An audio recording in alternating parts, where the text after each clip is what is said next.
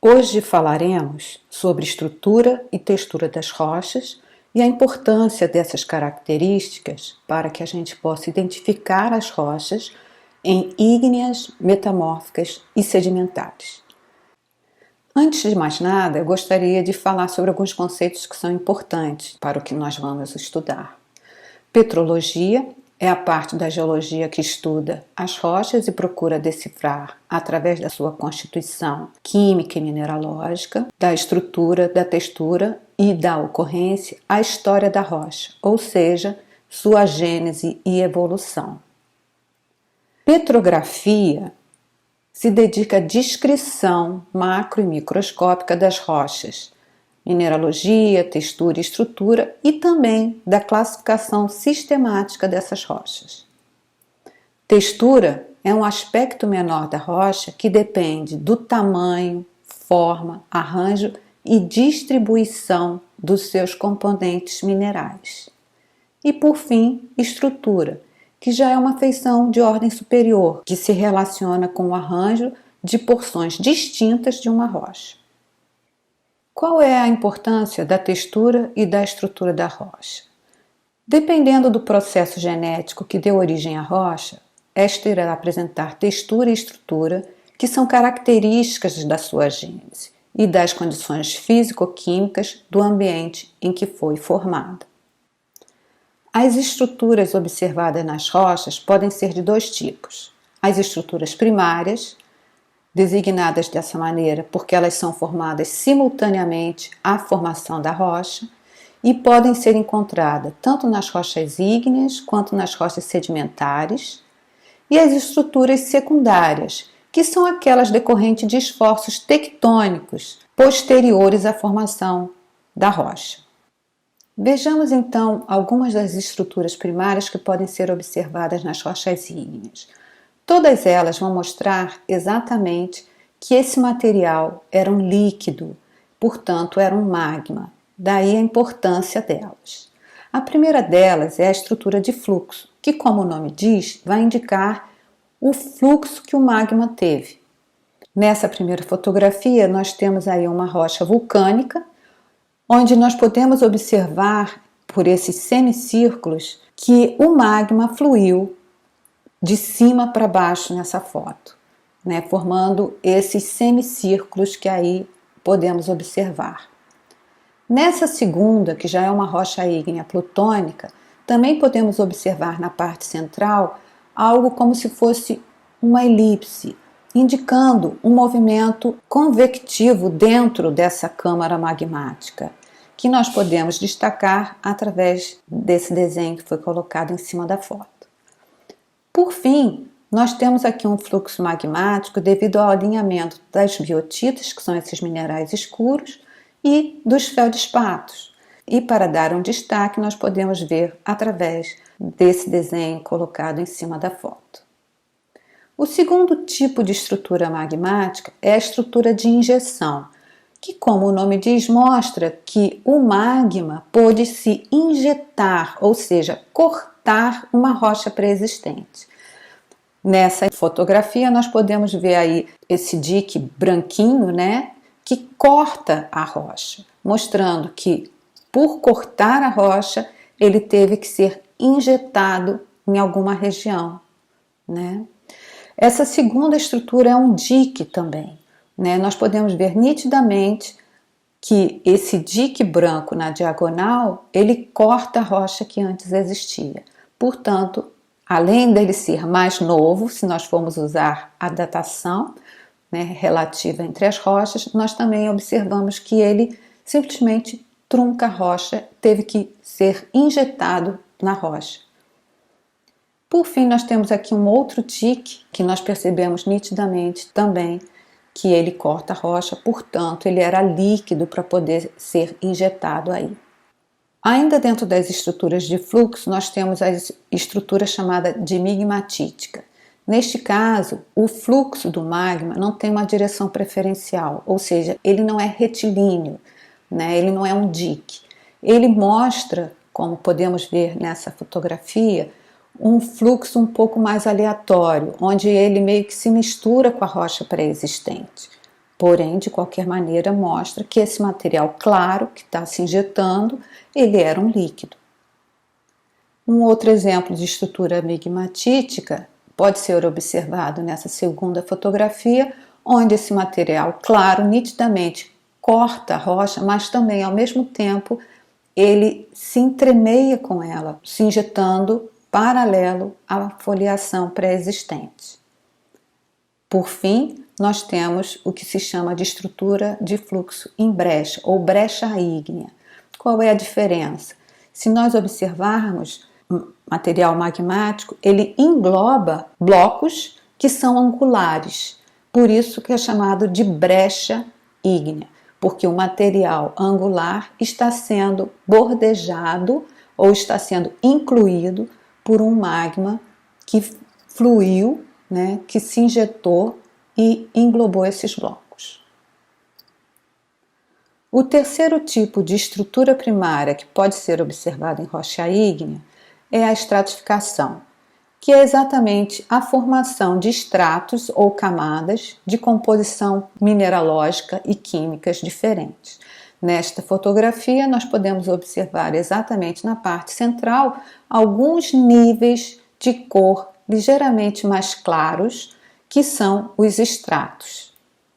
Nessa segunda fotografia, nós também observamos isso com uma pequena concentração, com uma concentração um pouco maior na parte inferior desses grãos minerais claros do que na parte superior.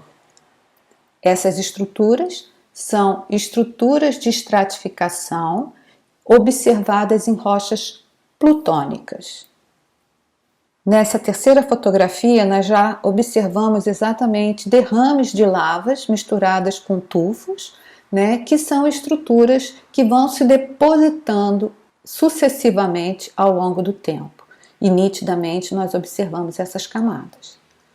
Da mesma maneira, a gente pode observar aqui, já na horizontal, da mesma maneira nós podemos observar nesta fotografia esses estratos horizontais que são formados por diferentes pulsos magmáticos, onde a lava, em tempos diferentes, escorreu e se depositou nessa região. Essas estruturas são designadas estruturas de estratificação em rochas vulcânicas. Nas rochas vulcânicas é relativamente simples a gente entender como se deu a formação desses estratos. Diferentes pulsos magmáticos geram diferentes magmas ou lavas que vão escorrer e se depositar sucessivamente. Mas como se forma a estratificação em rochas plutônicas? Nessa figura, nós podemos ver como isso se sucede. Do lado esquerdo, nós temos aí representado uma câmara magmática, onde o magma que está aí se resfriando vai ter sucessivos minerais se formando. Nós já entendemos que os minerais, para serem cristalizados, precisam de temperaturas e pressões específicas. Então, conforme o magma vai se resfriando, alguns minerais se formam antes, com temperaturas mais elevadas, e outros minerais vão ser cristalizados posteriormente, com temperaturas e pressões mais baixas, ou só com temperatura mais baixa. Então, o que vai acontecer? Quando um mineral se cristaliza, se a densidade desse mineral for superior à densidade do magma, ele tende a afundar no magma, formando então, na base dessa câmara magmática, um acúmulo de minerais. Conforme o magma vai resfriando e outros minerais vão se cristalizando, a mesma coisa vai ocorrendo. E, desta maneira, sucessivamente, você pode ter a formação de camadas, de composição diferente. Na figura direita, nós mostramos exatamente o contrário. Nós mostramos que também existem minerais que, ao se cristalizarem, apresentam uma densidade menor do que a densidade do magma. E, neste caso, eles vão flotar, eles vão subir para a parte superior da câmara magmática. De qualquer maneira, ao término da cristalização desse magma, nós vamos ter lá os diferentes estratos formados. Ok? Vejamos agora as estruturas primárias que podem ser observadas nas rochas sedimentares. Vejamos algumas dessas estruturas. A primeira delas é chamada de estrutura de ordenamento interno, porque na verdade ela mostra a ordem de deposição das camadas. Elas podem ser estratificação, que pode ser plano, cruzado, em canal, tem diversos tipos. Ela pode ser chamada de laminação, que se difere da estratificação por conta da espessura dos estratos. Quando os estratos são muito fininhos, são milimétricos, a gente, em vez de usar o termo estratificação, nós usamos o termo laminação. Pode ser uma estratificação gradacional, quando os estratos se depositam, mas eles mostram, na verdade, uma variação gradacional entre o tamanho relativo dos grãos de cada extrato que está sendo depositado. E ela pode ser também o que se chama de imbricação, que mostra a direção do fluxo do material que estava depositando os sedimentos.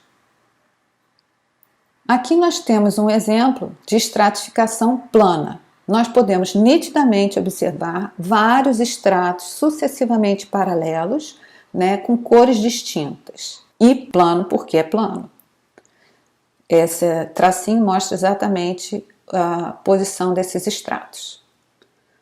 Nessa segunda imagem nós também temos uma estratificação plana e fica bem destacado, a partir das cores, que mostram que a composição ou a mineralogia desses materiais foram diferentes. Aqui nós já temos um exemplo de uma estratificação cruzada eólica num arenito, e ela é chamada de cruzada exatamente porque nós temos duas direções distintas na deposição desse material. E aqui, finalmente, nós temos um exemplo de estratificação cruzada em canal, o que pode ser observado exatamente porque nós temos superfícies que são ligeiramente abauladas umas em relação às outras. Como podemos observar melhor a partir do momento que nós colocamos essas linhas de destaque. Nesta fotografia, nós podemos observar o que se chama de estratificação cruzada. Nitidamente, nós observamos duas direções que se cruzam. E como a gente já conversou, geologia é muito descritiva.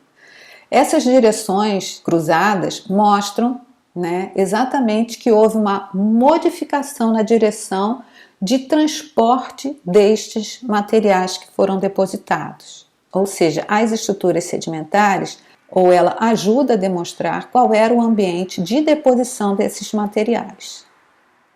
Aqui nós temos um exemplo de laminação plano-paralela.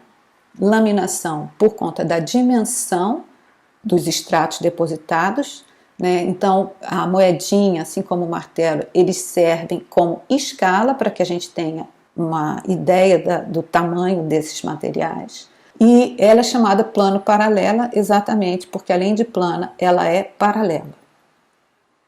Finalmente, nós temos aqui um exemplo de estratificação gradacional, onde, se observarmos com atenção, nós vamos ver que existem diferentes tamanhos de grãos que foram aí depositados. Então, nós temos camadas que são constituídas por materiais de granulometria maior e camadas, como essa mais lisinha aí, que são constituídas por materiais de granulometria menor, Essa variação na granulometria indica variação na energia de transporte. Quanto maior o grão, maior é a energia necessária para transportá-lo. Quanto menor o grão, menor é a energia necessária para transportá-lo. E, finalmente, como exemplo de estrutura de ordenamento interno, nós temos aí a imbricação, que pode ser observado na fotografia à direita, já na rocha, e na fotografia à esquerda, onde nitidamente nós podemos observar que através dessa estrutura de imbricação nós podemos definir a direção da corrente que transportou e depositou esses minerais. Então nós podemos observar que esses seixos estão colocados um sobre os outros, mostrando essa direção. Um segundo tipo de estrutura que pode ser observada em rocha sedimentar são chamadas as estruturas de deformação. Neste caso, essa estrutura mostra modificação que ocorreu na ordem de deposição dos estratos. Elas podem ser estruturas de carga, quando estão relacionadas ao peso do material, e nessa figura esquemática nós observamos exatamente isso. Se nós começarmos de cima para baixo, o que nós temos? Esse material de cor escura estaria representando sedimentos muito finos, tipo lama. Esse material mais claro representando sedimentos de uma granulometria maior, tipo tamanho areia. Então, o que acontece? Se observarmos de cima para baixo, o que a gente vai ver é exatamente que, como a lama é mais plástica, o material de cima é um pouco mais pesado e ele acaba afundando dentro desse material mais plástico e acaba por se disruptar, ou seja, acaba por separar da camada inicial que ele tinha. E com isso, o que ele faz? Ele faz uma deformação no extrato existente, por isso que é chamado de estrutura de deformação. Existem também estruturas de deformação que são chamadas estruturas de injeção. Neste caso, o que acontece? Como nós podemos ver nessa fotografia, a sucessão de deposição das camadas acaba começando a comprimir a camada que está na base, e essa, quando está cheia de água ou de ar, né, ela acaba sendo pressionada e injeta essa água para a parte superior, fazendo com que os estratos acima fiquem deformados. O terceiro tipo de estrutura observada em rocha sedimentar são as estruturas de superfície de extrato, porque elas ocorrem no topo do extrato na hora que ele está se formando. A primeira delas seriam as gretas de ressecamento. Como já dissemos, geologia é extremamente descritiva. E o que mostram as gretas de ressecamento? Exatamente que a parte superficial, por estar em contato com a atmosfera, perde água, resseca e se contrai, formando essas rachaduras ou gretas. O segundo são as marcas de chuva, que obviamente vão denotar que houve chuva naquela região, como podemos observar nessa fotografia, onde a gente vê essas pequenas craterinhas que são relacionadas com os pingos da chuva em cima da superfície. O terceiro são as marcas de onda, que obviamente vão mostrar a ondulação. Isso é muito comum da gente ver quando anda próximo na praia, na maré baixa, a gente observa esse tipo de estrutura. O quarto são as marcas de deixa, que vão indicar exatamente a deixada de algum material. Nós também podemos observar isso na praia quando a gente anda, a gente observa que esse tipo de estrutura, representada aí por essas linhazinhas, né, onde o que isso denota? Denota que o mar avançou, no caso da praia, o mar, a onda quebrou, chegou com energia, foi até um determinado ponto e ao voltar, simplesmente pela gravidade, ela não tem energia para trazer todo esse material e ela deixa essas linhas chamadas de marcas de deixa. Por fim, nós também podemos destacar as marcas erosivas, que vão exatamente mostrar que de alguma forma houve erosão, né, de materiais, como podemos observar aqui essas marcas de erosão. Por fim, eu gostaria de falar das estruturas sedimentares que têm origem orgânica, ou seja, são formadas por organismos. Esses organismos podem ser construtores de rocha, como por exemplo colônias de algas e estromatólitos. Nessa fotografia nós vemos na parte superior estromatólitos atuais e na parte inferior já na rocha, né? E os estromatólits, eles formam estruturas laminadas, construídas principalmente por cianobactérias, que fixam o carbonato de cálcio do ambiente e acaba por cimentar o material detrítico que está ali, os grãos detríticos. Grãos detríticos são grãos provenientes de rochas, ou seja, são detritos de rochas. Existem também as estruturas de origem orgânicas, formadas por organismos modificadores das rochas, que promovem a bioturbação de camadas ou dos estratos, como, por exemplo, rastros, tocas e perfurações. Nessa figura nós vemos aí algumas pegadas, né? Isso fica na região de Sousa, lá na Paraíba, são pegadas de dinossauro que são fossilizadas e exatamente as pegadas são bioturbações, né? Ou seja, modificam os estratos. Tem aqui também bioturbação relacionada com perfuração, como nós podemos observar nessa imagem. Vejamos então agora as estruturas secundárias.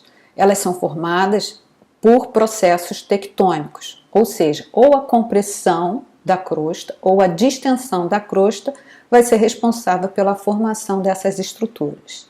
E são secundárias porque elas são superimpostas à rocha pré-existente. Elas podem ser foliações, dobras, lineações, falhas e fraturas, essencialmente.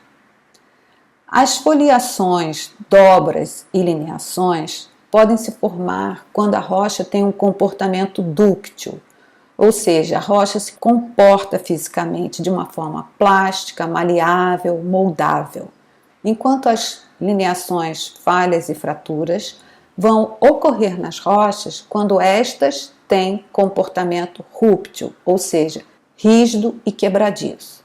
Podemos observar que algumas lineações podem ter comportamento dúctil, enquanto outras podem ter comportamento rúptil. Como se forma a foliação? Nessa primeira imagem, o que nós podemos observar na parte superior é uma representação esquemática da rocha que está embaixo, que é uma rocha ígnea plutônica, onde os grãos estão distribuídos de uma forma aleatória. Caso haja compressão dessa rocha, ela vai diminuir a sua espessura, ela vai alongar perpendicularmente a essa direção de compressão ou tensão, como está aí na figura, e os grãos que estão ali vão tender a rotacionar e se posicionar perpendicularmente a essa direção de compressão. E a rocha passa então a ter a feição observada abaixo. Vejamos então alguns exemplos de foliação. Foliação, como o nome diz, forma folhas, ou seja, formam planos.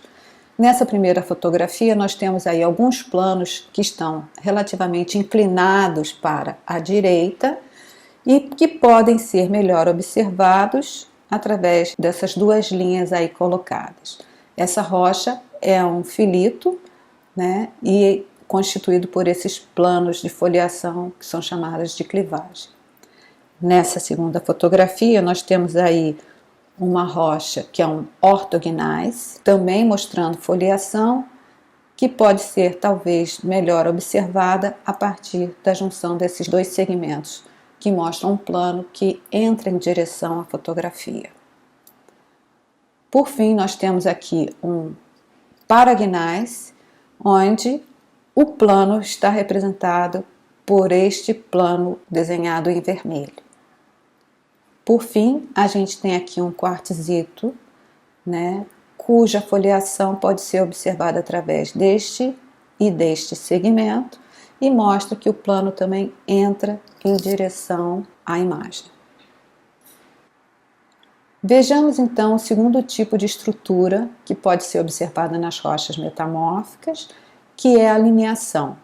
A lineação tem que ser observada sobre o plano de foliação, para que não confundamos a lineação com o corte da foliação por uma determinada superfície.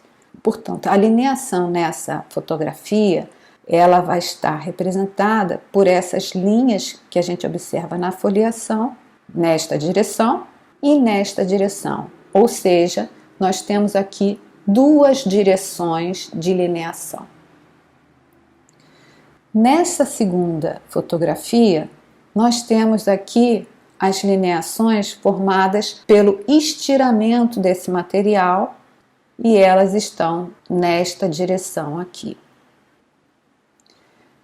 Nesta terceira fotografia, nós temos aí uma superfície que basicamente é o chão e sobre essa superfície nós observamos então estas lineações.